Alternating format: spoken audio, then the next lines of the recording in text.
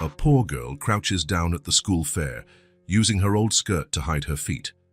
The young billionaire asks why she isn't playing with the other children. She answers, "My mom didn't have any money, and I'm ashamed. They laugh at my old, dirty sneakers." He kneels down and starts crying when he sees her feet. It was a bright Friday, and Hope Elementary School was even more bustling than usual. The courtyard sparkled under the autumn sun, transformed by the magic of colorful balloons swaying in the breeze. Intertwined streamers hung from tree to tree, creating a festive canopy over the heads of the children running between food stands. The scent of fresh popcorn mingled with the sweet aroma of cotton candy, while lively music boomed through the speakers, inviting everyone to join in the celebration. Hope Elementary School was celebrating its founding anniversary. 40 years serving the community, shaping generations, planting seeds of knowledge that had blossomed into doctors, teachers, artists, and entrepreneurs. It was a special day, and all who had once walked its hallways were invited to return, relive memories, and reconnect with the place that had helped mold part of who they were. Among the guests who entered through the main gate that afternoon, one name in particular caused a stir among the older teachers. Ethan Parker, 25 years old, was now the face on business magazines, the young prodigy who had created an educational technology startup valued in the millions. But to Hope Elementary, he was simply one of its children who had soared to success. Ethan arrived discreetly, without the fanfare his name usually drew elsewhere. He wore a blue shirt with sleeves rolled to the elbows and dark pants, simple but elegant. His brown eyes surveyed everything with a blend of nostalgia and curiosity. He had returned not only to honor the event, but with a deeper purpose, to figure out how to use his success to benefit the place that had given him so much. "Mr. Parker, what a pleasure to have you back," exclaimed Mrs. Martinez, his former math teacher, now with silver strands sprinkled among her dark hair. "Your theorems are still legendary around here." Ethan smiled, hugging the woman who had believed in his potential when he himself had doubts. "You deserve all the credit, Mrs. Martinez. Your patience was what saved me from failing." As he strolled through the courtyard, each step brought a different memory. Near the water fountain, he had spilled juice on his uniform on his very first day of school. On the playground, he had scored his first goal in an inter-school tournament. In the science lab, he had discovered his passion for problem-solving. Hope Elementary wasn't just a building, it was a mosaic of moments that had shaped the man he had become. Principal Wilson, still the same gentleman with upright posture and a firm voice, gave an emotional speech about the school's journey. He spoke of challenges overcome, achievements celebrated, and Hope Elementary's unwavering commitment to providing quality education for everyone. At that moment, Ethan realized that no matter what improvements he planned to suggest, the heart of the school, its values, remained intact. After the formalities, the party spread across the campus. Old classmates reunited and shared life stories. Current teachers organized games for the children, while older attendees indulged in nostalgia in every corner. A band formed by former students played hits from different decades, creating the perfect soundtrack for that intergenerational celebration. Ethan spoke with staff members, both old and new, interested in understanding the institution's current challenges. He asked questions about infrastructure, teaching resources, technological needs. In his mind, ideas were already forming for projects that could truly make a difference in those students' lives. "Does the science lab still have that faulty microscope?" he asked a biology teacher. "We do, but it hasn't worked in years," the man replied with a resigned smile. Mental note: completely upgrade the science lab. While walking through the corridors now decorated with current students' work, Ethan noted the subtle changes. The walls, once a faded yellow, now sported a light shade of blue. The solid wooden desks had been replaced with more ergonomic models. Blackboards had given way to whiteboards and, in some rooms, projectors hung from the ceiling, signs of a school trying to keep up with modern times, albeit with limited resources. The young businessman returned to the main courtyard, where the party was at its peak. Upbeat music played as children danced in circles, teachers applauded in rhythm, and parents gathered in groups, proudly watching their kids. It was a scene of pure collective joy. Then, something caught his attention, a stark contrast to all that happiness. So striking it felt almost unreal, like a dissonant note in a perfect symphony. In the far corner of the courtyard, partially obscured by the shade of a large tree, was a very small girl, alone. While the other children danced, ran, and played, she stayed still, curled up against the wall. Her brown hair was tied in a simple ponytail, adorned with a red ribbon already showing wear. She wore the school's uniform, a navy blue skirt and a white shirt. But unlike the other kids, there was no smile on her face. Her eyes were fixed on the ground, and her small hands clutched the hem of her skirt, as if trying to hide something. Ethan felt a tightness in his chest, a feeling he couldn't explain. It was as if, suddenly, all the party's joy had drained away, replaced by an instinctive concern for that solitary little figure. Without noticing, he found himself walking toward her. As he approached, he realized just how tiny she really was. Her narrow shoulders were hunched, as though bearing an invisible weight too heavy for her delicate frame. Her eyes, which he glimpsed briefly, were a deep brown, but clouded by what appeared to be held-back tears. Ethan slowed his pace, aware that he didn't want to startle her. He stopped a few feet away and noticed she was acutely aware of his presence. Her body tensed even more, like a small animal ready to flee. "Hey there," he said softly, crouching down to her level. "Why are you here all alone? Isn't the party fun?" The girl's eyes met his for a fleeting moment before returning to the ground. Her fingers clutched the navy skirt hem more tightly. She didn't answer right away, and Ethan waited patiently, sensing that something important was happening there. When she finally spoke, her voice was so quiet he had to lean in to hear. "Everyone's laughing at my sneakers. They're dirty and old. My mom couldn't buy me new ones." Her words, spoken with a mix of shame and sadness, hit Ethan like a punch to the stomach. He discreetly glanced down and saw what she was trying to hide. A pair of white sneakers, now gray from wear, with partially detached soles and mended laces. In that moment, Ethan felt something awaken inside him, a blend of indignation and determination. He remembered his own childhood, when his family had also struggled financially after his father's death. He remembered what it was like to be judged for things beyond one's control, how words and looks could wound more deeply than any physical blow. He slowly stood up, his gaze sweeping across the courtyard full of happy kids. He noticed a small group of girls occasionally glancing over and whispering, some pointing discreetly. The typical behavior of bullying hadn't changed at all since his school days. Without another word to the girl, Ethan walked toward the center of the courtyard. His heart pounded, driven not by nerves, but by the certainty that he had to do something. He approached the table where the music teacher controlled the sound and asked to borrow the microphone. The man, recognizing the now famous alumnus, handed it over without question. The volume of the music was lowered, and all eyes turned to Ethan. Parents, teachers, staff, and children. The entire party suddenly on pause. "Good afternoon, everyone," he began, his firm voice echoing through the courtyard. "I'm happy to be back at Hope Elementary, the place that taught me much more than math or history. It was here that I learned about respect, kindness, and the value of every person." He paused, his eyes finding the group of girls who had been teasing the small girl in the corner. "But it looks like some of us have forgotten these fundamental lessons. You should be ashamed. That girl," he gestured subtly toward where she stood, "is braver than anyone here. She showed up today even knowing she might be judged. Sneakers don't measure anyone's worth. Respect does." A heavy silence fell over the courtyard. Some children looked down at their own feet, ashamed. Others exchanged confused glances. The adults present seemed equal parts surprised and thoughtful at the young businessman's words. Ethan handed back the microphone and walked toward the solitary girl. She looked at him now, wide-eyed, surprised and maybe a bit uneasy about the sudden attention. He crouched again to her level and extended his hand. "Would you like to dance with me?" he asked, a gentle smile on his face.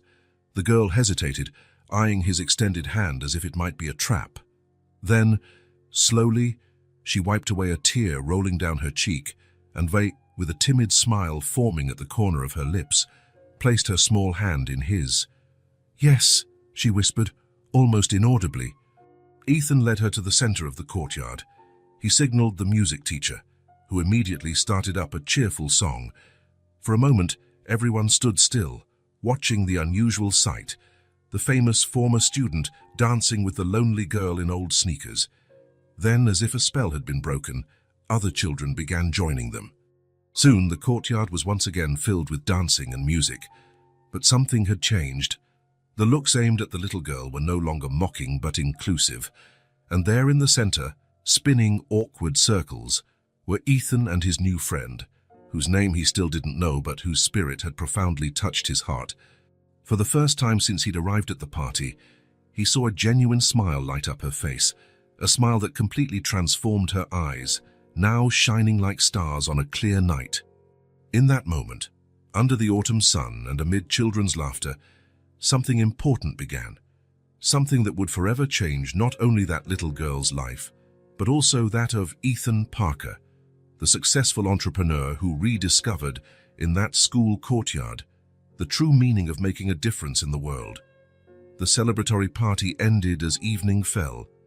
The food stands were dismantled, the balloons collected, and the children left one by one, escorted by their parents. Custodial staff now roamed the courtyard, picking up discarded cups and leftover food. The music had stopped, replaced by the quiet sounds of chairs being stacked and tables folded. Ethan remained on site even after most of the guests had gone. He helped put away some equipment, talked with teachers about possible infrastructure improvements, but his thoughts kept returning to the little girl with the worn sneakers.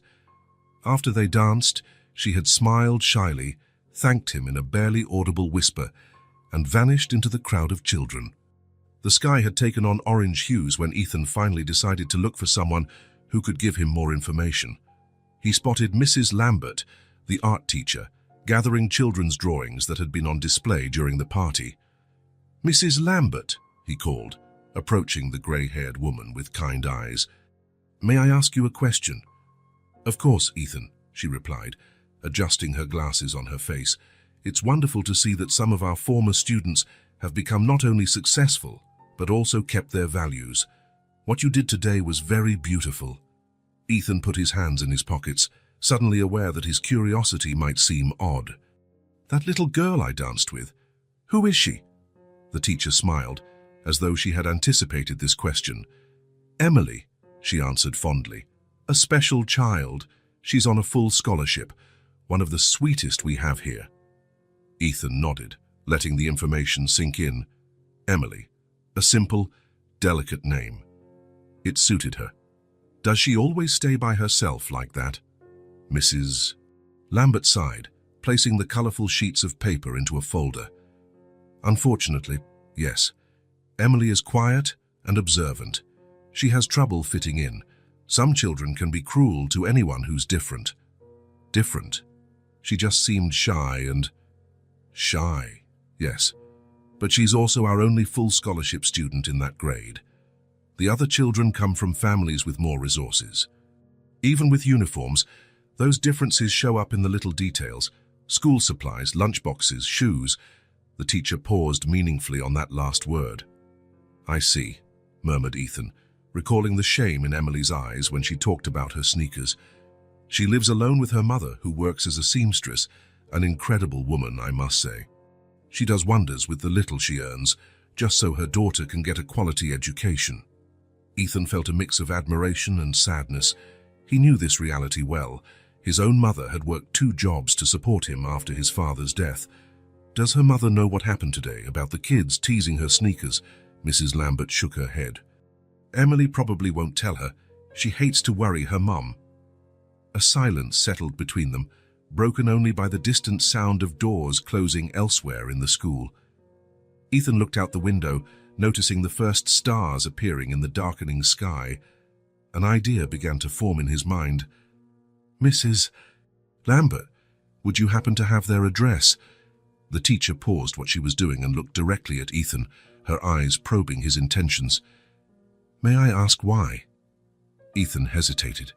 He couldn't fully explain how he felt. only that he had to do something. "I want to help," he said finally. "It's not charity, I can't explain." She reminded me of myself as a kid. My mom struggled so hard to keep me in this school too. The teacher studied him for a few seconds, as though she could see through his words. Then her expression softened into a compassionate smile. "Come with me to the office." They walked through the now silent halls of Hope Elementary. Ethan noticed how the walls needed a fresh coat of paint, how some light fixtures had burnt out bulbs. More items for his mental list of improvements. In the administrative office, Mrs. Lambert opened a file and searched through it. While she flipped through documents, Ethan noticed a stack of worn textbooks on a nearby table. "Here it is," she said at last, writing something down on a small piece of paper. "They live in Maple Creek, not too far from here." She handed him the paper and added in a serious tone, "I'm trusting your judgment, Ethan. You were always a sensitive boy, despite that tough guy front. I just ask that you respect their dignity." Ethan tucked the paper carefully into his shirt pocket. "I promise." Before leaving, he turned back to the teacher one last time. "One more thing I'd like to know. Does Emily have any specific interests? Something she really likes?" Mrs. Lambert smiled, her eyes shining. "Drawings. She loves to draw. She has a natural talent for it, in fact. She creates entire stories through her drawings, but she often lacks the proper materials, colored pencils, markers, special paper." Ethan nodded, mentally adding another item to his to-do list. "Thank you for everything, Mrs. Lambert. No need to thank me." "And Ethan," she called when he was already at the door, "whatever you're planning, take it slow. Life hasn't given Emily and her mother many reasons to trust others." With that warning in mind, Ethan left the school. The night sky was now completely starry, and a cool breeze carried the scent of the school's garden flowers. As he walked to his car, he couldn't stop thinking about Emily, about the shy smile she had flashed when she finally allowed herself to dance, about how her eyes had briefly lit up before she slipped away again into the crowd. It wasn't just compassion he felt. It was a connection, a recognition. Under different circumstances, that might have been his story too. And maybe, just maybe, he was in a position to rewrite its ending. With that resolve, Ethan drove off, already planning his next visit, not to the school this time, but to the small house in Maple Creek, where a girl named Emily lived with her seamstress mother, drawing colorful worlds to escape the gray reality of worn sneakers and cruel glances.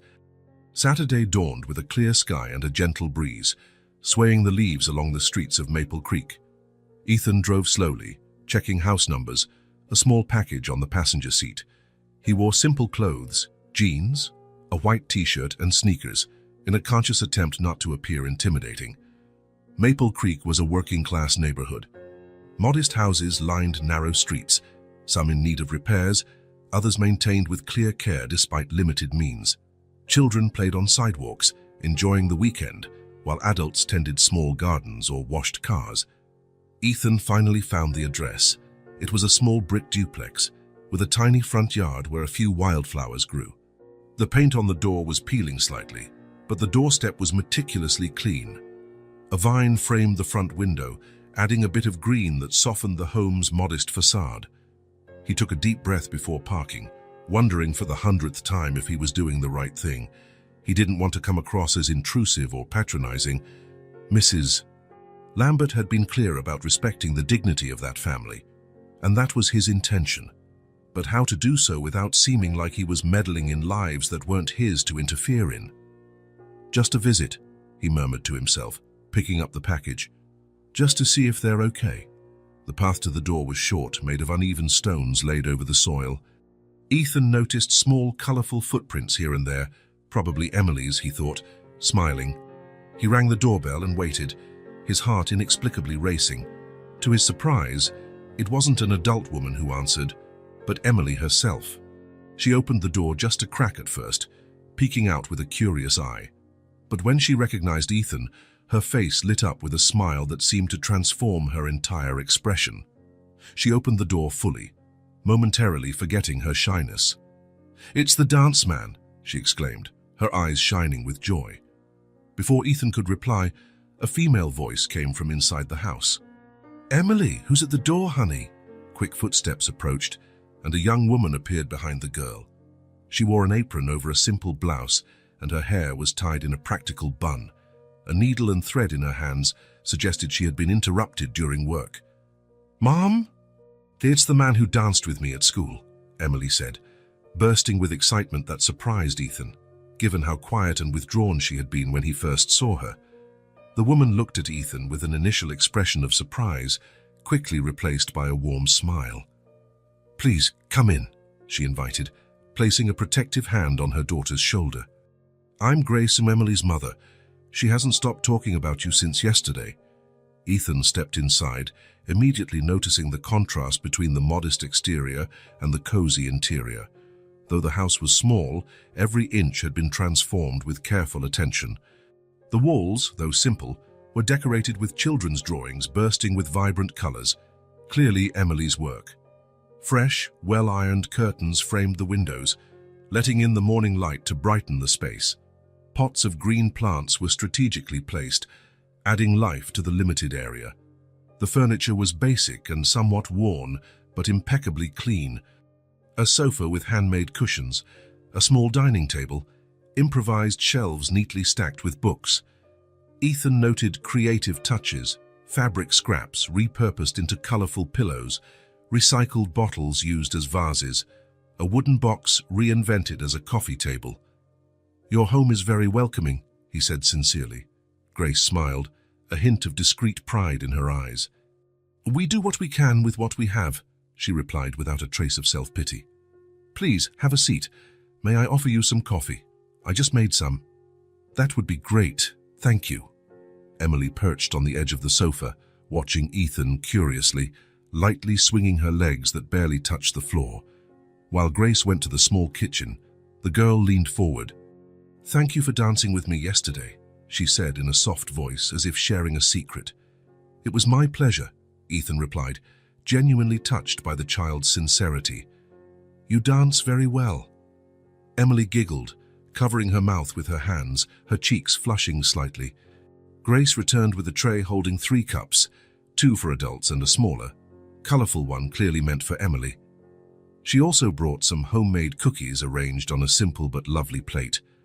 I want to thank you for what you did yesterday, said Grace, sitting next to her daughter. Emily told me how you stood up for her when the other kids were teasing her. Her eyes locked onto Ethan's with genuine gratitude. Not everyone would have cared. Anyone would have done the same, he replied, feeling slightly uncomfortable with the thanks. No, Grace disagreed gently. Not everyone would. It's easier to pretend not to see and just move on. A brief silence settled as they all sipped their drinks. Emily nibbled on a cookie, her eyes shifting between her mother and their visitor. Emily told me about your sneakers, Ethan ventured hesitantly, wanting to address the subject without sounding invasive. That must be tough, Grace nodded, showing no shame, only a quiet frankness. I work as a seamstress, she explained. I do small repairs, adjustments, and occasionally some new pieces when people order them. But it's getting harder these days. People prefer to buy new clothes rather than fix the old ones. A shirt rips, they buy another. A button falls off. Easier to throw it out. We live in a disposable era. There was resignation in her voice, but not bitterness. She simply acknowledged a reality she had learned to cope with. I still have some loyal customers, mostly neighbors. I do what I can with whatever comes my way. It's not much, but it keeps us going. The most important thing is that I got Emily a scholarship to Hope Elementary. I could never afford that education otherwise. Her eyes shone with determination as she continued. Her education is my biggest concern. I want her to have every opportunity to be able to choose her own path. That's why I work so hard, even when there's little work available. Emily, who had been quiet during the conversation, suddenly stood up. Do you want to see my drawings? She asked Ethan, with a confidence that contrasted with the shy girl he had met the day before. Of course I do, he replied, genuinely interested. The girl ran to a small table in the corner of the room and returned with a worn folder filled with papers. She sat between Ethan and her mother, opening the folder with reverent care. This is the park near the school, she explained, showing a colorful drawing of trees and a pond. I've never been there, but I can see it from the classroom window. She flipped the page. And this is the one from yesterday's party. Ethan smiled at her representation of the scene, himself and Emily dancing in the center, surrounded by colorful stars. She had perfectly captured the moment with an impressive sensitivity for someone so young. "You're very talented," he commented, genuinely impressed. Emily smiled, a blush of pride tinting her cheeks. Grace watched the scene with soft eyes, a mix of joy and careful hope. And at that moment, in that small but welcoming living room, amidst colorful drawings and the scent of fresh coffee, something important took shape. A genuine connection that transcended social differences and circumstances. A bridge built by the kindness of an unexpected gesture at a school fair. The days following Ethan's visit were filled with thoughts of Emily and her mother.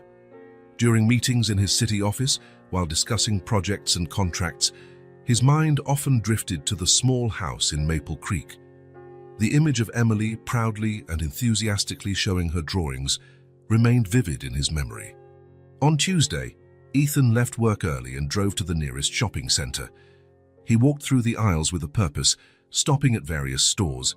In each one, he carefully selected items, not necessarily the most expensive or flashy, but those that were practical and durable. At the school supply store, he picked out a beautiful pink and lilac backpack decorated with silver butterflies and stars that glinted in the light. It wasn't just pretty but also sturdy, with several pockets and reinforced straps, the kind any girl would love to have. In the stationery section, he chose hardcover notebooks, professional colored pencils, markers, erasers, pencil sharpeners, and a roomy pencil case. At the uniform store, he bought 2 complete sets of Hope Elementary uniforms, navy blue skirts, white shirts, sweaters for colder days, and knee-high white socks. He checked the sizing chart 3 times, wanting to be sure they would fit Emily perfectly. His final stop was the shoe store, where he spent extra time examining each option closely. He finally picked out a pair of black sneakers, comfortable and durable, just right for Emily to run, jump, and play in without worry. They weren't the trendiest or most expensive, but they were exactly what a kid her age needed to feel the same as everyone else. While the clerk wrapped the sneakers, Ethan reflected on his actions. He wasn't doing this out of pity or to feel good about himself. There was something about the quiet resolve of that family, about the dignity with which they faced their difficulties, that deeply resonated with him. Emily deserved to worry only about being a kid, not about worn-out sneakers or inadequate supplies.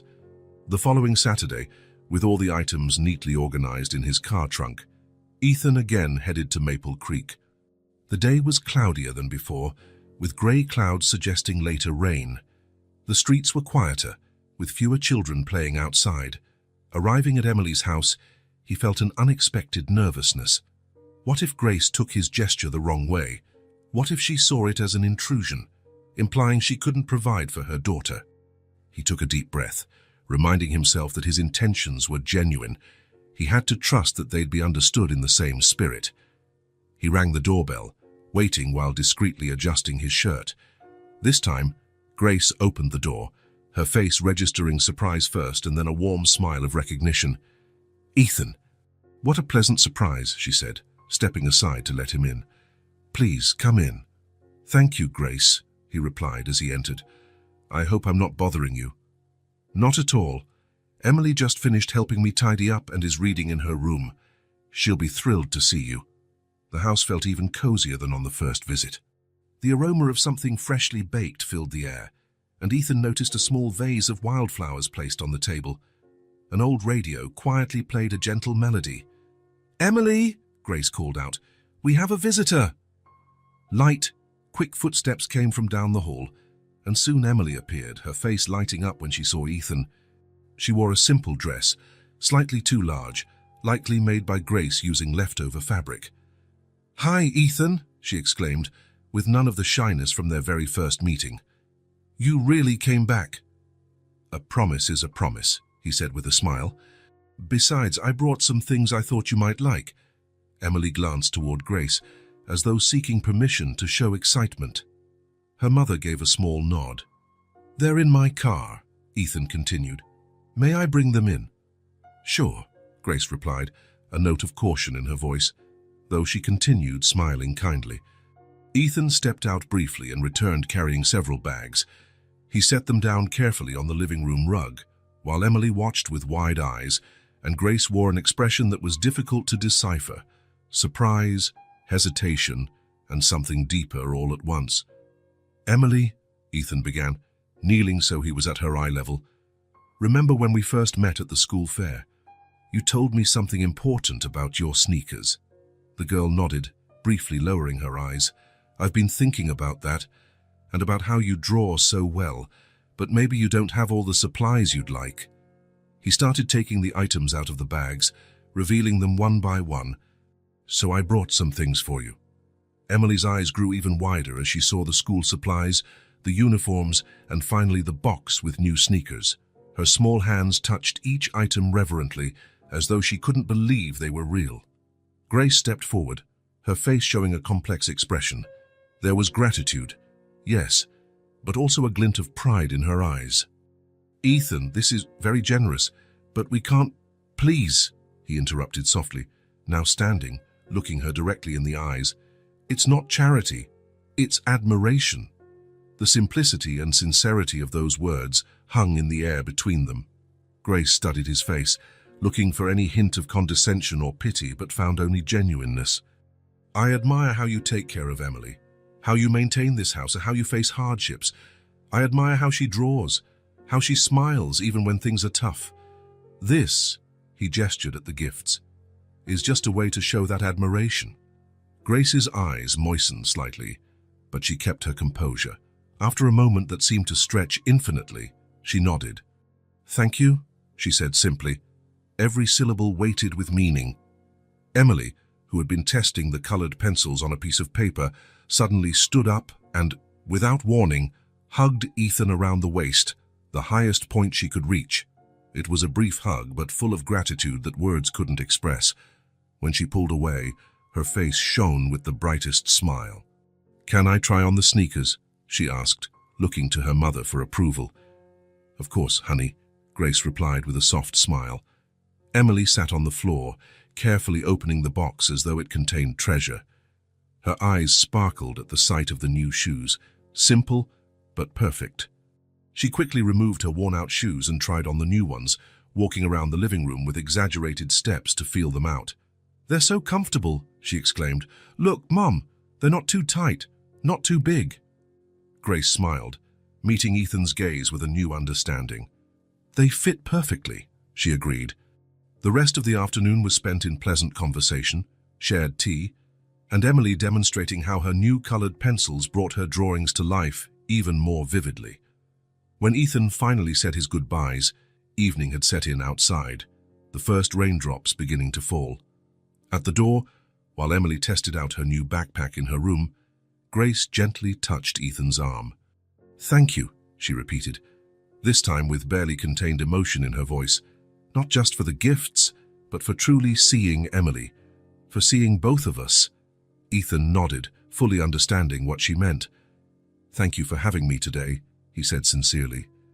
Grace smiled, and a smile that reached her eyes. "We should be the ones thanking you." And as he drove home through the rain, Ethan realized that in trying to help Emily and Grace, he had found something he hadn't known he was missing, a purpose beyond professional success, a connection that spoke to the truest part of who he was. A bond had begun. Simple as that, yet so profoundly significant. Monday morning arrived with a clear sky and birdsong, as though nature itself was celebrating alongside Emily the start of a new week. In her small bedroom, Grace carefully laid out Emily's new uniform on the bed. Perfect folds, the fabric still carrying that distinctive new clothes scent. "Emily, time to get ready for school," Grace called, stepping into the bathroom where her daughter was finishing brushing her teeth. The girl rinsed her mouth and ran to her room, her eyes lighting up at the sight of the uniform laid out on the colorful bedspread. She ran her fingers over the white shirt, marveling at the feeling of something new, cared for, and respectable. "It's so pretty, Mom," she whispered. Grace smiled, helping her get dressed. Every button was done up, every fold smoothed, every detail checked. When Emily finally laced up her new sneakers, she felt like she was wearing glass slippers, reminiscent of the Cinderella story her mother used to read to her. "How do I look?" she asked, spinning once in front of the small bedroom mirror. "Beautiful," Grace replied, her voice slightly trembling with emotion she tried to contain. "Perfect." In the kitchen, breakfast awaited: toast, scrambled eggs, and a glass of milk. Emily finished every bite, her stomach fluttering with excitement and nerves. Next to her plate sat the new pink and lilac backpack, already filled with hardcover notebooks, brand new colored pencils, markers, and all the supplies Ethan had brought. Grace brushed her daughter's hair with extra care that morning, pulling it into a neat ponytail with a ribbon that matched the backpack. Each gesture was a small celebration, a silent affirmation. Today would be different. "Ready?" Grace asked, helping Emily slip the backpack onto her shoulders. The girl nodded, a mixture of determination and apprehension in her eyes. Together, they walked to the school bus stop, the small hand holding the mother's firmly. When the yellow bus turned the corner, Grace knelt for one last hug. "Remember," she said softly, "you're wonderful, whether you have new things or not." Emily held her mother tightly, breathing in her familiar scent, a blend of simple soap and the ever-present fragrance of fabric from her sewing.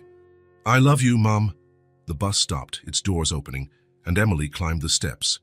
Through the window she waved at Grace, who remained at the curb until the vehicle disappeared around the next bend. On the bus, Emily felt the stares. They weren't the same as before, no mockery or pity, just curiosity, perhaps even a little admiration. An older girl smiled at her. A boy made room for her on his seat. Small kindnesses once reserved for other children, never for her. When the bus arrived at Hope Elementary, Emily took a deep breath before stepping off. The courtyard was as busy as ever, groups of kids chatting excitedly before the bell. For a moment, the old urge to shrink away, to find less visible corners, almost overcame her.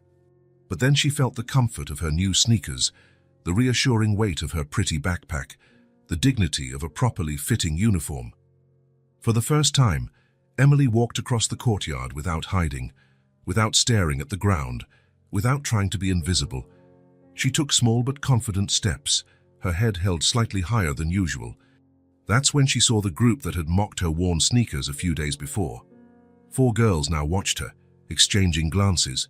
For a second, Emily's heart raced, the familiar fear threatening to return. But then, to her surprise, the girls began approaching. Their faces weren't sneering or whispering, they seemed uncertain, looking at their own feet. The tallest among them, a girl with blonde braids named Sophie, spoke first. "Hi, Emily," she began quietly. "Your uniform looks really nice." Emily blinked, surprised by the unexpected compliment.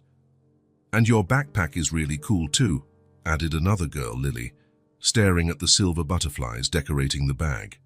An awkward silence followed, until Sophie took a deep breath and looked Emily directly in the eyes. "I'm sorry we laughed at you the other day," she said, her cheeks flushed with embarrassment. "It was really mean." "We shouldn't have done that," Lily continued, nodding discreetly toward Emily's feet. "Your sneakers are really nice." Emily studied the girls, searching for any sign of falseness or a trap, but all she saw were sincere expressions of regret. She felt a warm sensation expand in her chest, no feeling of revenge or satisfaction at seeing them ashamed, but something gentler, forgiveness. "It's okay," she replied with a small smile, no bitterness in her voice. Then, summoning a courage she hadn't known she possessed, she added, "Do you want to play with me?" The girls' faces lit up with relief and genuine happiness. "Yes," Sophie exclaimed, "come with us." Lily extended her hand, an invitation that went beyond just recess. It was an offer of friendship, inclusion, belonging. Emily hesitated only a second before taking it. The bell rang, calling everyone to class, but that morning Emily didn't walk alone. She entered the building surrounded by her new friends, chatting about cartoons, favorite books, discovering shared interests that had been hidden behind invisible barriers of status and prejudice. In the classroom, the teacher immediately noticed the change, the timid yet present smile, the more confident posture, the hand that was raised for the first time to answer a question. During recess, Instead of sitting alone in a corner of the courtyard, Emily played hopscotch, jumped rope, and took part in circle games. She laughed, loudly, without fear or shame. She ran, her new sneakers tapping the rhythm on the playground, her voice mingling with the others in a harmony that felt natural, as though it had always been that way. For the first time, Emily no longer felt different, marked, or separate. She was just another kid, a child among children, with the fundamental right to simply belong. The hours flew by too quickly. When the final bell rang, signaling the end of classes, Emily packed her supplies into her new backpack, exchanging promises of fun the next day with her newfound friends. As she left through the school gates, she saw a surprise waiting. Leaning against a silver car, wearing a light blue shirt and dark pants, was Ethan. His eyes scanned the courtyard until they found Emily, and a broad smile lit his face when he saw her. Emily stopped for a moment, hardly believing it. Then, without a second thought, she ran toward him, her backpack bouncing on her shoulders, her new sneakers pounding on the asphalt, her heart brimming with a happiness she had only ever experienced in her most colorful drawings. "Ethan!" she exclaimed, stopping in front of him, slightly out of breath. "You came." "Of course I came," he replied simply. "I wanted to know how your day went." Emily grinned, and in that smile was the entire story of her transformative day, the apologies, the new friendships, the games, the laughter. Then, in a burst of pure gratitude, she hugged Ethan around the waist, looking up with shining eyes. "Thank you for taking care of me," she said softly but firmly, simple words carrying the weight of a whole world of difference. And as Ethan helped her get into the car to drive her home, Emily knew something fundamental had changed. It wasn't just the new sneakers or the pretty backpack. It was the sense of worth, of dignity, of deserving the same respect and opportunities as any other child. For the first time in her young life, Emily had experienced what it was like to be simply equal to the other kids. The ride home was filled with Emily's excited chatter. She told Ethan every detail of her day, how she'd been invited to play during recess, how the other kids had admired her new things, how one girl had even shared her cookies. Ethan listened attentively, occasionally asking questions, laughing along with her. Through the corner of his eye, he watched how she gestured excitedly, how she grew more expressive by the minute, a subtle but deep transformation from the shy girl he had met only days before. "Sophie invited me to her birthday party next month." Emily nearly bounced in her seat. "She's having a unicorn-themed party, and there's going to be chocolate strawberry cake, which is my favorite. And she said I can bring my new colored pencils so we can draw together, because she likes to draw too, but doesn't have pencils as nice as mine, and..." She went on without stopping for breath, while Ethan grinned, charmed by her enthusiasm. The childhood world, with its quick friendships and simple joys, held a purity he had long forgotten. When they reached the cobblestone street where Emily lived, Ethan slowed the car, looking for a spot to park. The girl finally paused her excited monologue, gazing out the window with growing anticipation. "Mum's probably home from work by now," she commented. "I can't wait to tell her everything." Ethan parked and helped Emily out, carrying her backpack while she hopped excitedly beside him toward the house. Before they could even knock, the door opened, revealing Grace with a concerned expression that quickly turned into relief and then surprise upon seeing them together. "Emily, Ethan," she exclaimed. "I was worried when you didn't come home at the usual time, sweetheart." "Sorry for not letting you know," Ethan said quickly. "I picked Emily up from school and we lost track of time talking." Grace smiled, opening the door wider for them to enter. "That's all right. Please, come in." Emily barely crossed the threshold before she started talking. "Mom, I had the best day of my life," she announced, her eyes glowing with excitement. "You should have seen it. Everyone looked at me when I arrived, but it wasn't mean looks like before. It was more like, wow." Grace gave Ethan a grateful smile before focusing all her attention on her daughter. "Tell me everything, sweetheart." The three of them settled in the small living room. Emily sat between her mother and Ethan on the sofa, still in her pristine uniform, her feet swinging above the floor in her new sneakers. "Sophie, the girl who used to tease me about my old shoes. She apologized today, and Lily too. They said my new sneakers are pretty and my backpack too. Then they asked me to play with them. Grace listened intently, her fingers gently stroking Emily's hair, while Ethan watched the scene with a warm feeling in his chest. We played tag at recess, and I ran so fast in my new shoes that nobody could catch me. Then we made a drawing together, and the teacher put mine on the classroom wall because it was the best one, and everyone said I draw really well. Emily's excitement was contagious. Her voice rose and fell in waves of emotion. Grace smiled, absorbing every word, every excited expression on her daughter's face, as if she wanted to record the moment forever. At lunchtime, Emily went on, I sat with the girls. Before, I always ate alone, but not today. Sophie shared her cookies with me, and Lily gave me a piece of her apple, and we talked about cartoons and books and our favorite colors. Her narration continued, detailing every moment, from how confident she felt answering a hard math question to how the other kids included her in a jump rope game during second recess.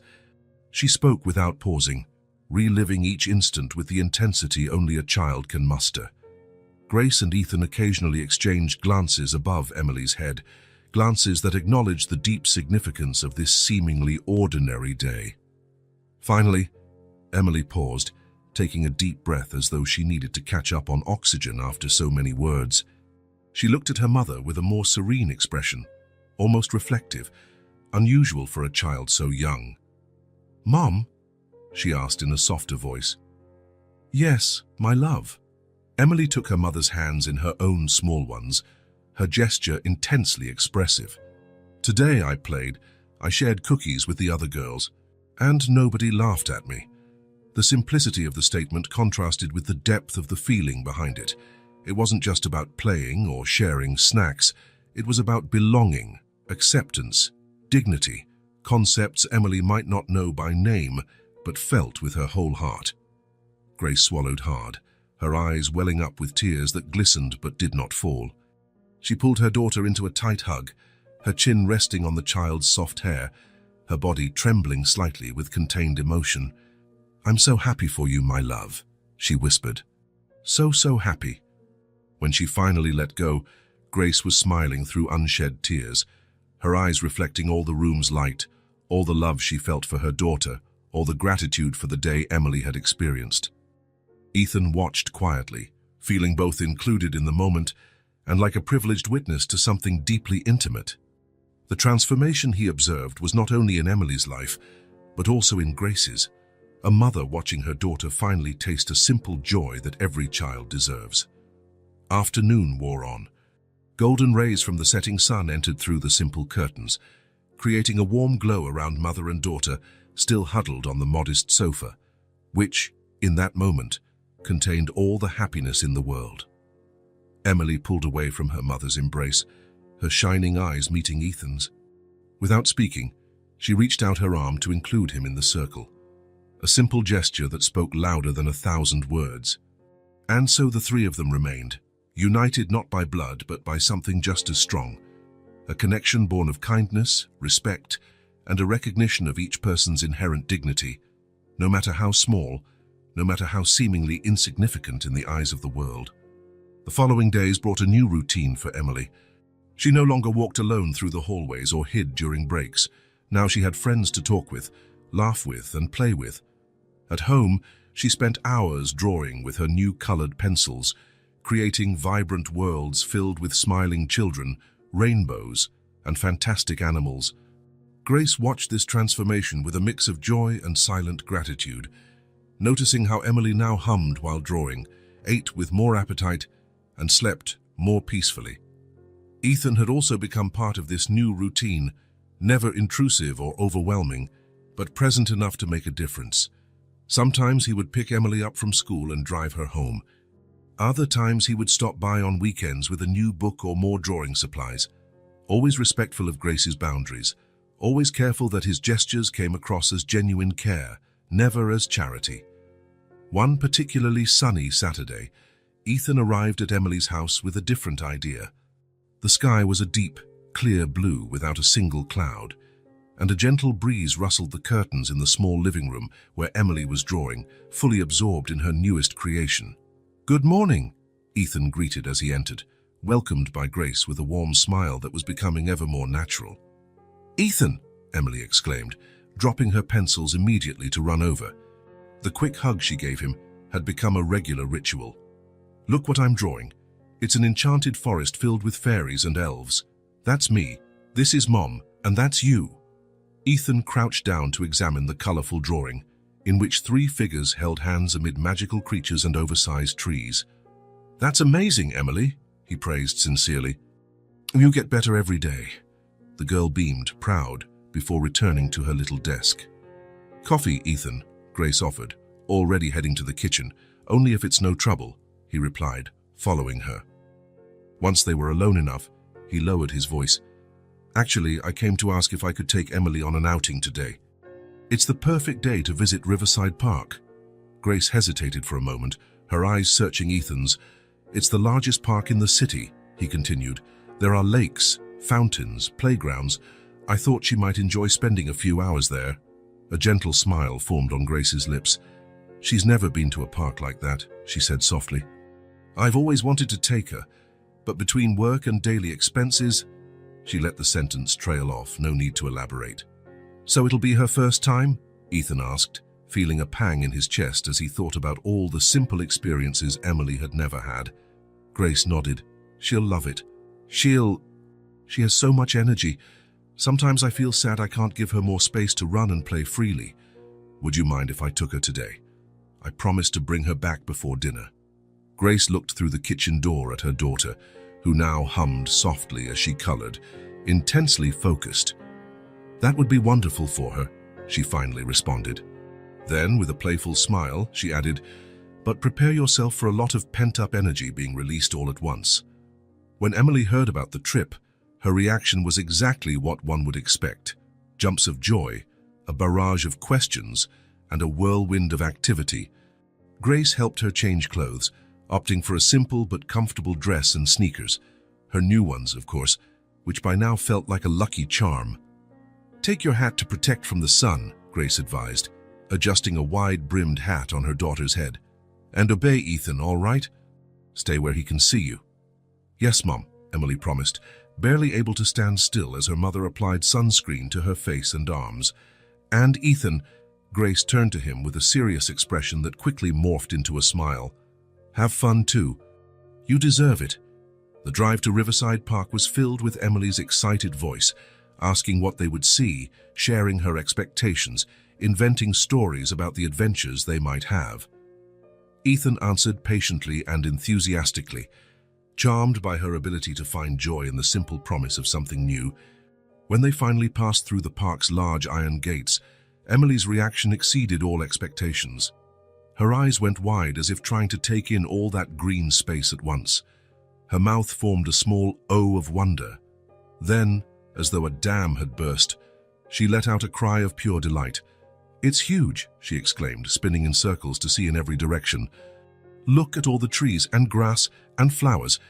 Is that a lake way over there? And is that a fountain, Ethan? Look how many kids are playing." Ethan smiled, feeling a wave of emotion at witnessing such pure, uncomplicated happiness.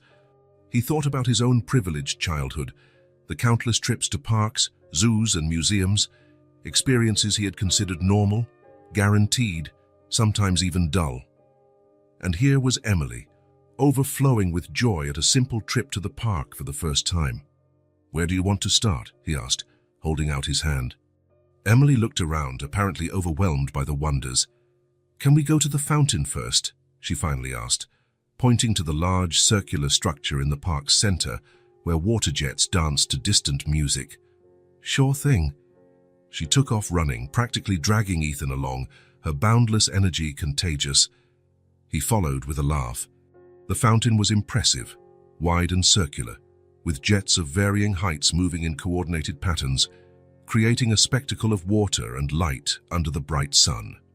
Children ran around it, some daring to touch the water at the lower arcs, others simply watching in fascination. Emily stopped a few feet away, suddenly shy before the grand display. Ethan crouched beside her. "How you can go closer," he encouraged gently. "It's okay to touch the water." The girl looked at him uncertainly. "Really?" Really? See, other kids are doing it too. That was all Emily needed. She took tentative steps forward, then bolder ones, until she reached the fountain's edge. She stretched out a trembling hand and finally touched the cool water spraying in sparkling droplets. "It's cold," she giggled, dipping both hands now, letting the water flow between her small fingers. "And so clear, you can see the bottom," Ethan observed, amazed at children's ability to find wonder in the simplest things. For Emily, this wasn't just water in a fountain, it was a discovery, an adventure, a brand new experience to savor with all her senses. They spent almost half an hour there, Emily exploring every part of the fountain, trying to predict the jet's movements, laughing when an unexpected spurt sprayed bright drops on her dress. Ethan took some photos with his phone, wanting to capture these moments of pure joy to share with Grace later. When Emily finally had her fill of the water, another attraction had already caught her eye. "Can we go to that playground now?" she asked, pointing to a colorful play area in the distance, filled with climbing structures, slides, and swings. "Let's go," Ethan agreed, once again following the energetic small steps. The playground was a sprawling complex, designed for different age groups, with separate areas for younger and older kids. Emily paused at the entrance, her eyes scanning every detail as though she didn't know where to start. "I want to try the big slide," she decided, pointing to a spiral-shaped structure that even looked intimidating to Ethan. "Are you sure? It's pretty tall."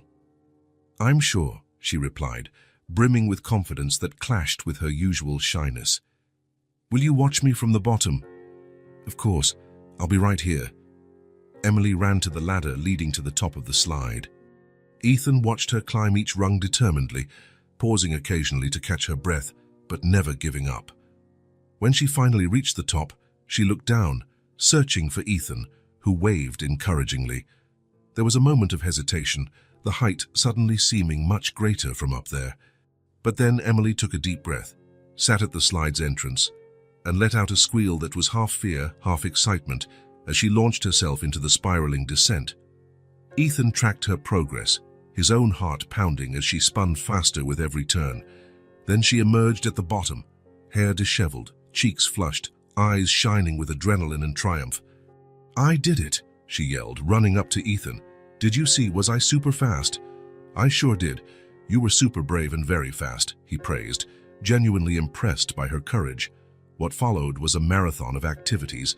Emily wanted to try every swing, every seesaw, every climbing frame. She ran from one structure to another, her energy seemingly endless, while Ethan did his best to keep up, occasionally joining the fun when invited. "Push me higher," she'd call out on the swing, laughing as she went higher and higher into the sky. "Look, I'm balancing," she'd announce proudly, walking across a suspended rope bridge. "I made it to the top," she'd declare from the summit of a climbing wall. Morning gave way to afternoon before they realized it. Eventually, Ethan noticed signs that Emily's energy was finally waning, her steps slowing, her breathing heavier between activities. "How about we take a break for lunch?" he suggested, showing her the small cooler bag he had brought. "I've got sandwiches, juice, and some fruit."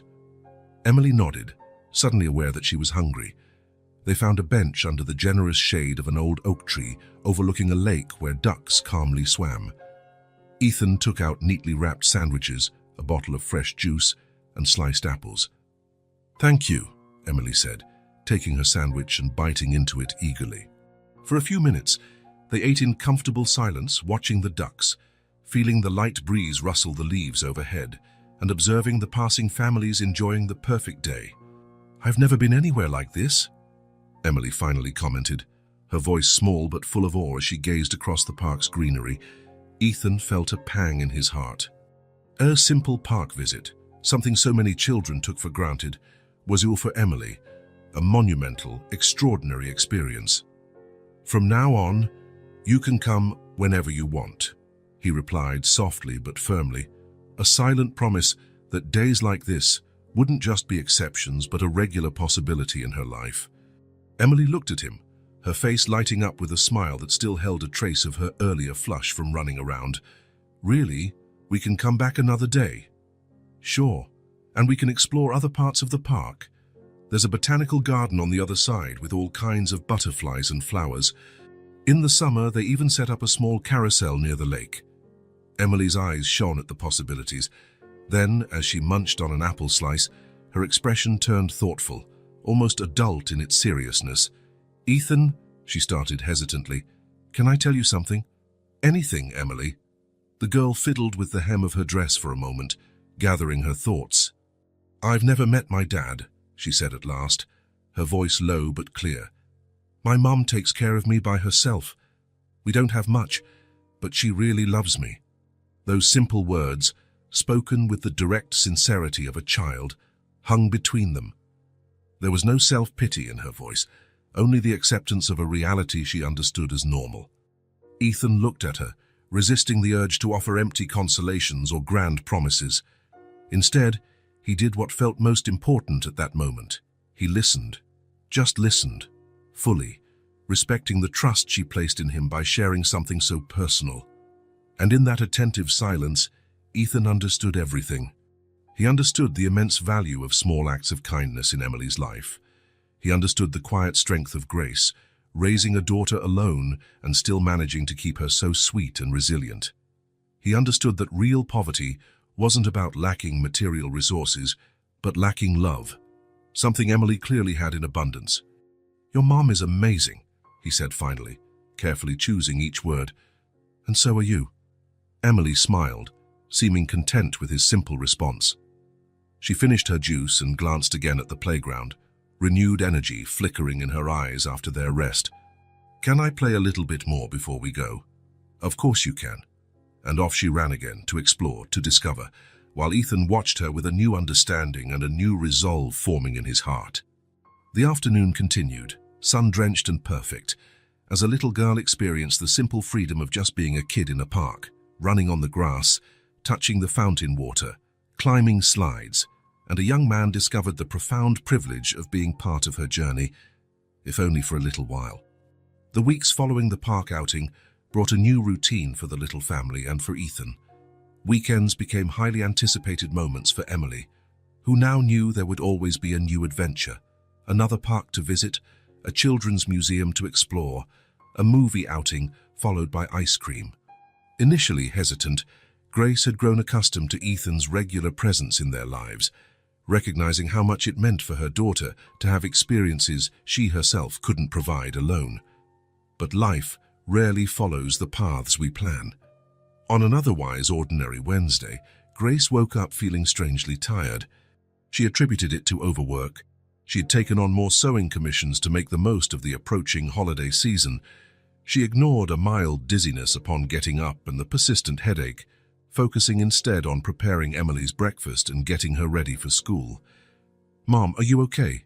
Emily asked during breakfast, her observant eyes noticing her mother's pale face. "Just a little tired, sweetheart," Grace answered with a forced smile. "Nothing a good cup of coffee won't fix." But the coffee remained untouched, her stomach protesting at its mere smell. Even so, she got up resolutely, helped Emily finish getting ready, and accompanied her to the school bus stop as she did every morning. "Have a good day, my love," she said, hugging her daughter tightly before watching her climb onto the yellow bus. Emily waved from the window as the vehicle pulled away, a small crease of worry forming between her brows upon noticing how her mother leaned on the lamppost for support. Back in the quiet house, Grace tried to focus on work. She had a party dress to finish by the end of the week, and several pairs of pants to adjust. She sat at her sewing machine, determined to ignore the growing discomfort. The hours ticked by slowly, each minute feeling more difficult than the last. Her headache worsened, and now she felt chills despite it not being particularly cold. Around noon, she stood to make some tea, hoping it might help. That's when the room began spinning around her. Grace tried to steady herself on the edge of the table, but her legs gave out. Her last conscious thought as her vision darkened was worry. Who would pick Emily up from school? Hours later, the school bus halted at the familiar corner. Emily hopped off enthusiastically, her backpack filled with new drawings to show her mom. She hurried along the sidewalk, excited to share the praise she'd received from her teacher for a writing assignment about the park trip. Approaching the house, she noticed the door was unlocked. unusual since Grace always stressed the importance of keeping it locked. Emily walked in hesitantly, calling for her mother. "Mom, I'm home." Silence. She moved further into the small living room, leaving her backpack on the sofa. "Mom, where are you?" That's when she saw her. Grace was lying on the kitchen floor, pale and unresponsive, a broken glass beside her, water spilled across the tile. "Mom!" Emily cried, rushing over. "Mom, wake up!" She shook her mother's shoulder gently, then more urgently, panic rising as each second passed without a response. She touched Grace's face. It was hot, far too hot. "Mom, please," she whimpered, tears starting to roll down her cheeks. "Please wake up." But Grace remained unconscious, her shallow breathing the only sign that she was still alive. Emily froze for a moment, fear threatening to consume her. Then, as if guided by some unseen strength, she remembered the instructions her mother often repeated. "If there's ever an emergency and I can't help, call 911. With shaking hands, she grabbed the phone from the living room table. She dialed 911, her heart pounding so hard it felt like it would burst out of her chest. 911, what's your emergency?" a calm voice answered. My mom," Emily stammered, words tangled with sobs. "She fell. She won't wake up. You have to help." "Stay calm, honey," the operator said gently but firmly. "What's your name?" "Emily." "How old are you, Emily?" I'm little," she replied, vaguely recalling she shouldn't be home alone. "It's okay, Emily. You're being very brave. Can you tell me where you live?" With difficulty, Emily managed to provide the address, repeating it exactly as her mother had taught her. "Well done, Emily. We're sending an ambulance right now. Is your mom breathing?" "Yes," Emily answered after quickly checking in the kitchen, "but she's really hot. And she won't wake up." "The ambulance is on its way. Can you stay on the line with me until they arrive?" "Yes, but..." Emily hesitated, a new thought popping up. "Can I call someone else? Ethan. He always helps us." The operator paused briefly. "Who's Ethan, dear?" He's my mom's friend, and mine too. He'll know what to do." "Of course, Emily. If you have his number, you can hang up to call him. Then please stay with your mother, okay? The ambulance will be there soon." "Okay." Emily hung up and immediately searched for her mother's cell phone, finding it in Grace's purse near the sewing machine. With trembling fingers, she found Ethan's name in the recent contacts and pressed call. Ethan was in an important meeting when his phone vibrated. Normally, he would have ignored it, but seeing Grace's name on the screen gave him an inexplicable urge to answer. "Excuse me," he murmured to the executives at the table, standing quickly. "I have to take this call." In the hallway outside the meeting room, he answered, "Grace, everything okay?" "Ethan!" The child's panicked voice caught him completely off guard. "It's Emily! My mom fell! She won't wake up! You have to come now!" Ethan's heart instantly raced. "Emily, calm down. Where are you?" "At home. Mom's on the kitchen floor." "I already called 911, but I'm scared." "You did exactly the right thing, Emily," he said, already sprinting toward the elevator. "I'm on my way there right now. Is the ambulance coming?" "Yes, the lady on the phone said they already sent it." "Good. Emily, stay by your mom's side. Check if she's breathing, okay? I'll be there as fast as I can. Please hurry," she begged, her voice cracking. "I'm so scared." "I know, sweetheart. You're being very brave. I'll be there in a few minutes." Ethan hung up, rushing to the parking lot, his heart pounding against his chest.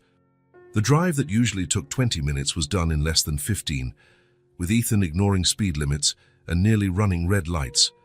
When he finally arrived at Grace and Emily's street, an ambulance was already parked in front of the house, lights flashing silently. He parked haphazardly and dashed inside, finding the door open. In the kitchen, 2 paramedics were attending to Grace, who was now on a stretcher. Emily was against the opposite wall, hugging herself, wide-eyed and focused on her mother's still form. "Emily!" Ethan called. She turned, and upon seeing him, sprinted toward him as if her life depended on it. Ethan scooped her into his arms, feeling her small body trembling against his chest. "You came," she sobbed, clinging to him. "Of course I came," he replied, holding her securely while he approached the paramedics. "How is she?" he asked one of them.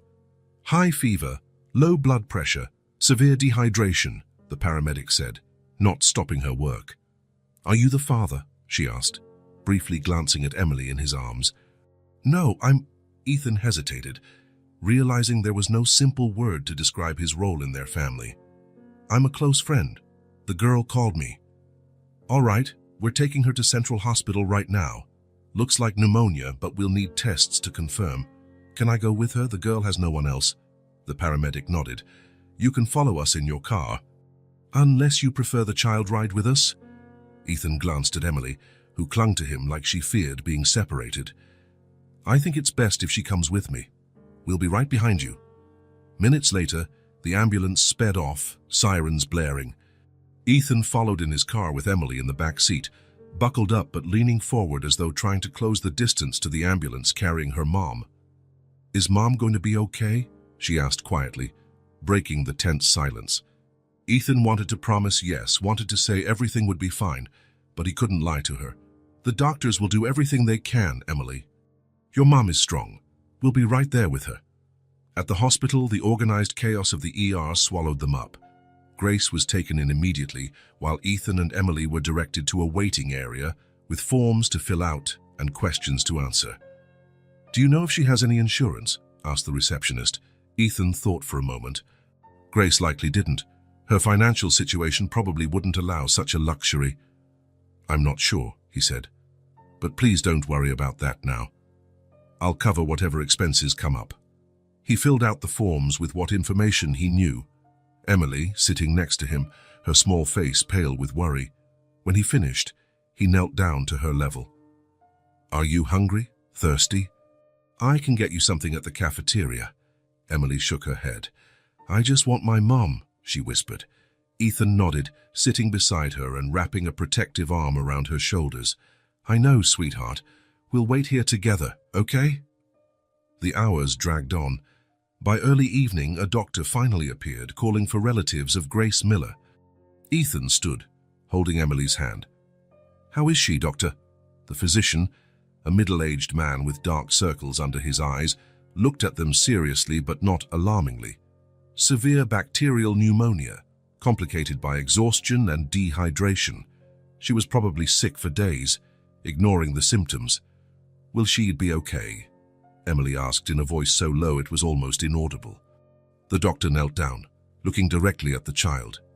"Your mom needs to stay in the hospital for a few days to get IV antibiotics and plenty of rest. But yes, she will be fine." The relief was so great that Ethan felt his legs go weak.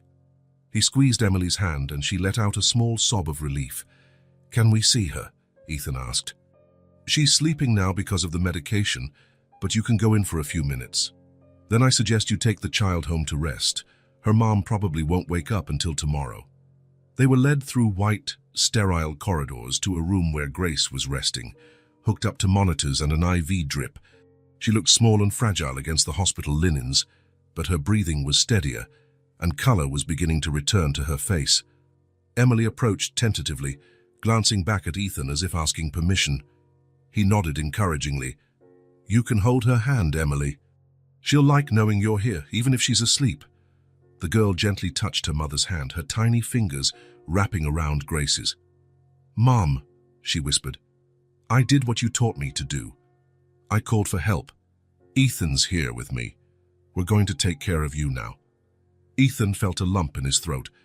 He watched Emily for a moment, admiring her courage and maturity in such a scary situation. Then, gently, he placed a hand on her shoulder. "We need to let your mom rest now. We can come back first thing tomorrow." Emily reluctantly let go of Grace's hand. "Promise we'll come back?" "I promise. First thing in the morning." They left the room quietly, but in the corridor Emily stopped, looking at Ethan with a new concern. "Where am I going to sleep tonight? I can't stay home alone." Ethan hadn't considered that, but the answer came naturally. "You'll stay with me, of course. I have a guest room we can fix up for you. And tomorrow, we'll pick up some of your things from home before we visit your mum. How does that sound?" Emily nodded, relief evident on her tired face. Before leaving the hospital, Ethan stopped by the administration desk to ensure Grace would get the best care possible, leaving his credit card to cover all expenses. He also spoke with the doctors, making sure he would be informed of any changes in her condition overnight. On the way to his apartment, he stopped at a convenience store to buy some basic items for Emily: a toothbrush, pajamas, a change of clothes. "Let's grab some food too," he said, looking at her in the rearview mirror. "What would you like for dinner?" "I'm not really hungry," the girl answered, her gaze lost in the darkness outside the window. "I understand, but you need to eat something. How about pasta? Or maybe a sandwich?" After a moment of hesitation, Emily replied, "Mac and cheese. Mom always makes it when I'm sad." "Mac and cheese it is," Ethan agreed, pulling into a restaurant he knew. Later that night, in Ethan's large but rarely used apartment, he prepared the guest room for Emily. He placed clean towels in the adjacent bathroom, made sure there was a glass of water on the bedside table, and opened the window slightly for fresh air. Emily ate in silence, her eyes still reflecting the fear and worry of the day. After a bath, she wore the new pajamas Ethan had bought, light pink with small stars, and looked even smaller, more vulnerable. "Are you sure Mom's going to be okay?" she asked, as Ethan helped her settle into the oversized bed. "I'm sure," he replied firmly, sitting on the edge of the bed. "The doctors are taking very good care of her. Tomorrow, when we visit, she'll probably be awake and much better." Emily nodded, wanting to believe him. She pulled the blanket up to her chin, her eyes fixed on the unfamiliar ceiling. "Thanks for coming when I called," she said softly. "I was so scared when I saw Mom on the floor." "You were very brave, Emily. You did exactly what you should, calling 911, then me. You saved your mom today." A small smile appeared on the girl's face. "Really?" "Absolutely." Emily settled more comfortably, exhaustion finally winning over anxiety. "Ethan," she asked sleepily, "will you stay here until I fall asleep?" "Of course," he replied, tucking the blanket around her. "And if you need anything during the night, I'll be right next door. Just call me." "Okay," she murmured, her eyes already closing. "Good night, Ethan." "Good night, Emily." Ethan remained seated beside her, watching as she drifted into sleep. When he was sure she was deeply asleep, he rose quietly. He paused at the door, reflecting on how in just a few hours his life had been completely upended. That night, while the city slept, Ethan made calls, rearranging commitments, canceling meetings. Emily and Grace were now his top priority, and for the first time in a long while, he felt he was exactly where he needed to be, caring for someone who needed him, not just as a provider, but as a protector, a safe harbor. The responsibility was daunting, but also strangely comforting. In the room next door, a little girl slept, trusting him to keep her world safe while her mother could not. It was a silent promise Ethan made to himself. He wouldn't fail them, not now, not ever. Days in the hospital turned into a week of IV antibiotics, of kind nurses changing sheets and checking vitals, of doctors taking notes on clipboards and discussing Grace's improvement. A week of Emily splitting her time between school and daily visits to her mother, always accompanied by Ethan, who had rearranged his entire schedule to be there whenever needed. Grace improved each day, her color returned, the fever subsided, and her breathing became easier. Yet the doctors insisted she needed total rest, something that made her visibly uneasy. "I need to get back to work," she often said, staring out the hospital window as though she could see the pile of sewing orders accumulating at home. "I have deadlines." "Work can wait," Ethan would reply with gentle firmness. "Your health comes first. Emily needs her mom healthy."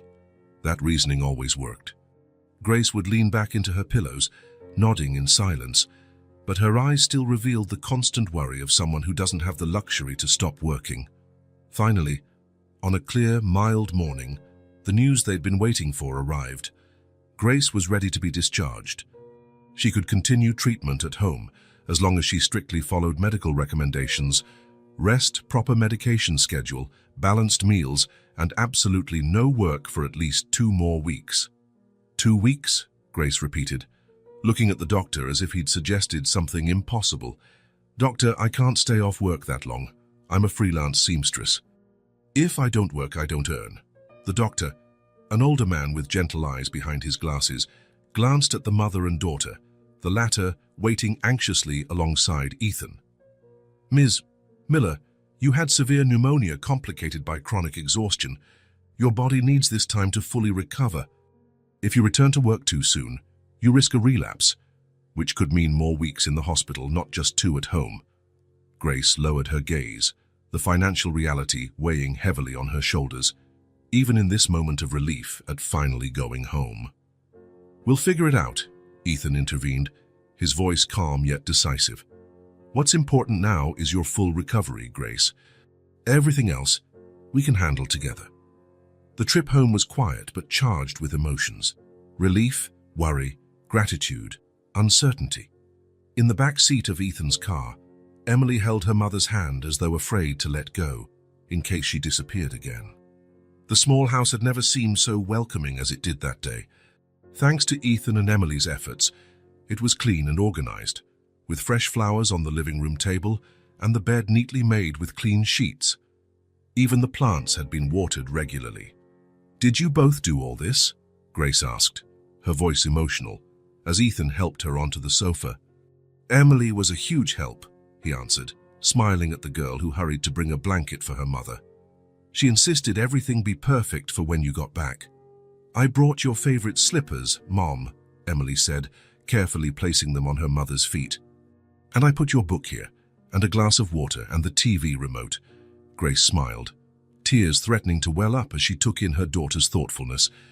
You really thought of everything, didn't you?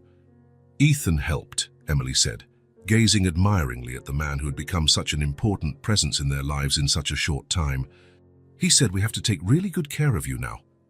Grace looked at Ethan, gratitude passing between them in silence. So much to say, so many thanks she could never properly put into words. The days that followed established a new routine. Ethan hired a home nurse to look after Grace during the day while Emily was at school.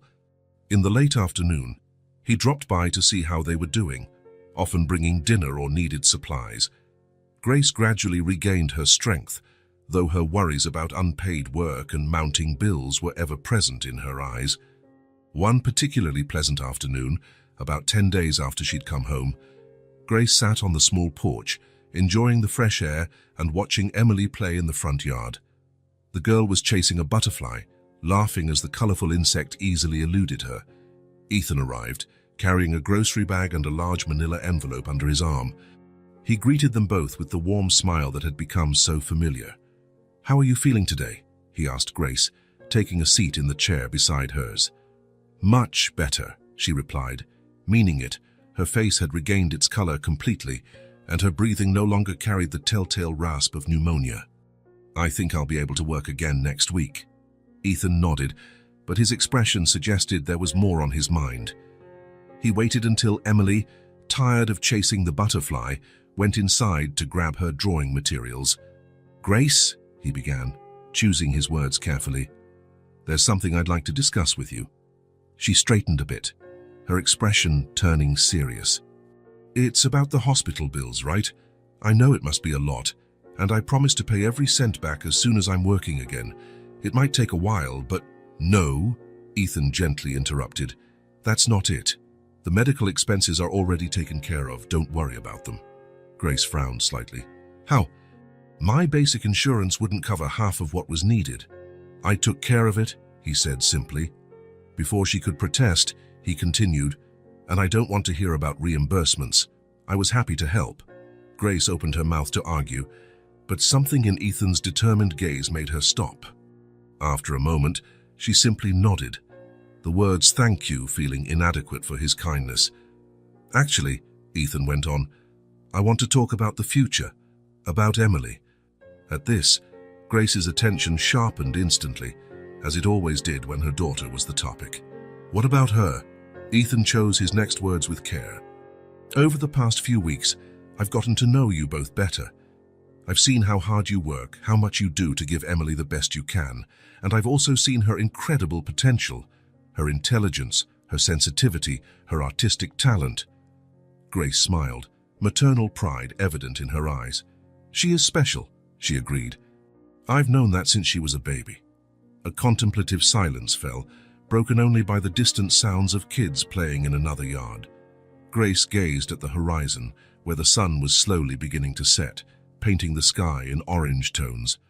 I never had the chance to study, she said at last, her voice quiet but clear.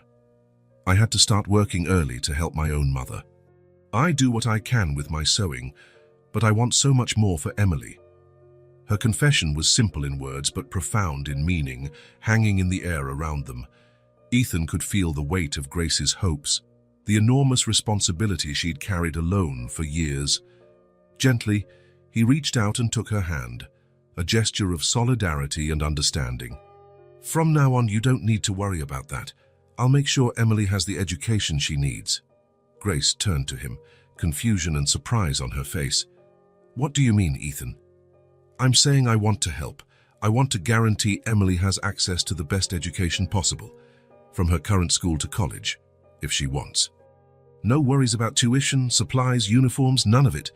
Grace seemed speechless, tears already forming in her eyes as they reflected the setting sun. But why? She finally managed.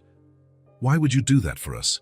Ethan thought for a moment, the answer both complex and simple. Because you both matter to me, he replied sincerely. Because Emily deserves every opportunity the world has to offer. And because I'm in a position to help, and I want to. At that moment, Emily returned to the porch with a sketch pad and her favorite colored pencils. Oblivious to the intense conversation she'd just interrupted, she settled on the wooden floor and began to draw, fully absorbed in her little world of colors and shapes. Grace and Ethan watched her in silence for a few moments, both deeply moved for reasons Emily, in her innocence, couldn't yet fully grasp. Emily sat on the floor, drawing a picture of a house with large windows and a garden full of flowers. Each line was careful, each color chosen with special attention. The tip of her tongue peeked out of the corner of her mouth, a sign of her intense concentration. Ethan settled beside her, watching affectionately as the drawing took shape under her small, skillful fingers. "So you really love drawing, huh?" he asked quietly. She nodded, smiling without taking her eyes off the paper, adding another flower to the colorful garden. Grace observed them from her chair, her heart overflowing with contradictory emotions. Gratitude, relief, a twinge of wounded pride at not being able to provide all this on her own, but above all, a new hope for the future unfolding before her. Then, Ethan took a deep breath and spoke calmly. "Emily, there's something very important I want you to know. From now on, I'm going to take care of your education, all the way until college, if that's what you want. You'll have everything you need to learn and grow." The girl finally looked up from her drawing, her pencil hovering mid-air. Her large, expressive eyes shone with a mix of surprise and, was it hope? "Really, Ethan?" she asked, her small voice laden with controlled emotion. "Really?" he affirmed, the seriousness of his promise evident in his gaze. "You'll never again feel different from the other kids. You'll study without worries, and you'll have everything you need. Your mum can breathe a bit easier." Emily glanced quickly at her mother, as if seeking confirmation. Grace, tears silently rolling down her cheeks, nodded with a trembling smile. What happened next was pure, instinctive emotion. Emily dropped the pencil she'd been holding, momentarily forgetting her drawing, and leapt into Ethan's arms, her small arms barely reaching around his neck. "Thank you, Ethan. Thank you so much," she whispered against his shoulder, her simple words bearing the weight of newly discovered dreams and once unimaginable possibilities. Ethan returned her hug, feeling her tiny body tremble slightly against his, not from fear or sorrow, but from a wave of emotion so great it seemed impossible for such a small body to contain. Over Emily's head, his eyes met Grace's. They were no longer strangers brought together by circumstance, nor just friends united by exchanged kindnesses. They were something more profound, more permanent, a family forged not by blood, but by choice, by care, by a mutual commitment. The sun finally set on the horizon, casting its last golden rays over the small porch. In that perfect moment, three hearts beat with a new rhythm of hope. Hope for a future that, for the first time, looked wide, bright, and full of possibilities. Weeks turned into months. Spring gave way to summer, and summer now showed the first signs that autumn was approaching. In that time, much had changed in Emily and Grace's life. Grace was fully recovered, her health restored thanks to proper rest and medical care. She'd returned to her sewing work, but under very different conditions. Ethan had helped her set up a small atelier in the back of the house, equipped with a new sewing machine and quality materials. He'd also introduced her to some contacts who needed specialized services, expanding her clientele beyond the local neighbors. Emily, on the other hand, was flourishing. At Hope Elementary, she was no longer the shy, withdrawn girl hiding in corners. She participated actively in class, had friends, and her drawings often graced the school's bulletin boards. Every Tuesday and Thursday, she took art classes at a studio downtown, a gift from Ethan Chown, who recognized her extraordinary talent. As for Ethan, he had found something his professional success had never given him: a greater purpose, a genuine connection, a chosen family. It was Sunday, and Grace's house was filled with wonderful smells. The aroma of roast chicken mixed with the scent of a freshly baked cake, creating that comforting atmosphere only meals made with love can achieve. A gentle breeze came in through the open kitchen window, slightly swaying the white curtains. The home's simple kitchen table was covered with a floral cloth, Grace's handiwork, each corner embroidered with small flowers.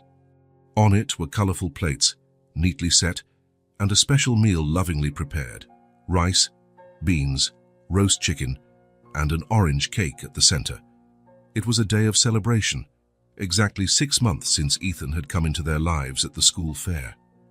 Grace made the final touches, arranging the food with care when the doorbell rang. Emily, who was drawing in the living room, immediately dropped her pencils and ran to the door. "I'll get it, Mum," she shouted, her quick footsteps echoing through the small house. Opening the door, her face lit up with the smile she always reserved for that special visitor. "Ethan!" He stood there holding a bottle of freshly made juice in one hand and a small wrapped package in the other. His calm smile was that of someone who had finally found his place in the world. "Hey, kiddo," he greeted, crouching down to receive the enthusiastic hug Emily always gave him. Grace appeared behind her daughter, drying her hands on a dish towel. There was a softness in her eyes that hadn't been there months ago, the softness of someone who could finally breathe without the constant weight of worry. "Welcome," she said, approaching him for a grateful embrace, a gesture that had become second nature among them. Ethan walked in, handing the juice to Grace. "Hope you like passion fruit and orange." "I made it this morning. They're my favorites," Emily exclaimed, tugging on his hand. "Come see, I made a new drawing."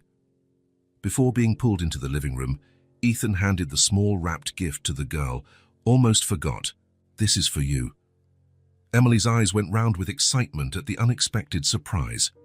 She carefully unwrapped the package to reveal a set of professional watercolor pencils, the kind real artists use. "Wow," she whispered, touching each pencil reverently. "They're the prettiest I've ever seen." "Your art teacher told me you're ready for more advanced techniques," Ethan explained, delighted at the girl's genuine happiness. Emily thanked him with another tight hug, then grabbed his hand again, determined to show him her latest masterpiece. In the living room, on the coffee table, lay a detailed, colorful drawing, the three of them sitting together at a table, hearts floating around them. Each detail had been lovingly rendered: Grace's favorite blouse, Ethan's occasional glasses, Emily's hair tied with the ribbon she'd received the week before. "It's us," Emily announced proudly, though it was obvious. "A family." The word hung in the air for a moment, profound and moving. Neither adult corrected her or questioned it. In many ways, it was true. They had become a family, not by blood or traditional definitions, but through invisible bonds of affection, respect, and the daily decision to be there for each other. "It's beautiful, Emily," Ethan praised sincerely. "You captured everything perfectly." Grace called them to the table where lunch awaited. They took seats that, without formal agreement, had become their usual spots, Grace at the head, Emily and Ethan on either side. Over lunch, their laughter was light, stories flowed naturally, and the atmosphere felt suspended in time, simple, genuine, and full of warmth. They talked about the previous week, plans for the next D, and the small everyday events that are, when woven together, formed the fabric of their intertwined lives. Emily spoke excitedly about her upcoming art presentation at school, about how her teacher had praised her shading technique. Grace shared how a new client had loved an especially elaborate party dress she'd sewn. Ethan talked about progress on the Hope Elementary Library renovation project he was funding in honor of his former literature teacher. As they finished eating and enjoyed the orange cake Grace had baked using her grandmother's recipe, Emily fixed Ethan with a shining gaze, a special sparkle in her eyes that appeared whenever she had something important to say. "Ethan, can I say something?" she asked, suddenly shy. He smiled, leaning in slightly. "Of course." Emily took a deep breath, as if gathering courage for a big announcement. "You're my best friend in the whole wide world." The simplicity and sincerity of her statement touched everyone at the table. Grace fought back tears, moved by her daughter's ability to express such genuine feelings. Ethan chuckled, not out of mockery, but from sheer joy, the joy of being loved so fully and unconditionally by such a pure heart. "And you're the best friend I could ever have, Emily," he replied with equal sincerity. Then he looked at Grace, his eyes conveying more than words ever could. "Thank you for letting me be part of this," he said, gesturing to include the table, the house, the three of them. "This is what matters." Grace nodded, fully understanding. In that instant, it wasn't about money or donations or promises. It wasn't about a wealthy man helping a needy family. It was about belonging, about bonds built on respect, nurtured day by day through small acts of care and mutual consideration. After dessert, Emily insisted on showing Ethan her latest project, an illustrated book she was creating, inspired by the bedtime stories her mother used to tell. Grace took the chance to start on the dishes, the sound of running water providing a comforting backdrop to the domestic scene. Later, when the sun began its descent in the sky, casting golden rays through the small kitchen window, the three of them went for a short walk around the neighborhood, a Sunday ritual they had settled into in recent weeks. Emily walked in the middle, holding both Ethan's and Grace's hands, occasionally skipping or twirling, her boundless energy infectious. And so, with the memory of freshly washed dishes still echoing in their minds and the sun bidding a gentle farewell to the day, they ended the celebration like a small family of souls who had chosen each other, who had met in the unlikeliest of circumstances and decided to stay together. Because sometimes the happy ending isn't in grand events or dramatic changes. Sometimes the happy ending, or rather the happy beginning of a new story, is a simple lunch with the right people, in the right place, with whole hearts full of gratitude. For Emily, who once crouched alone in a corner of the school courtyard, ashamed of her worn-out sneakers, this was the happy ending she deserved, and the start of limitless possibilities just beginning to take shape on the horizon of her life. If this story touched your heart, subscribe to the channel and turn on notifications so you don't miss the next ones. Leave a like, because it helps this story get recommended to more people. See you in the next story.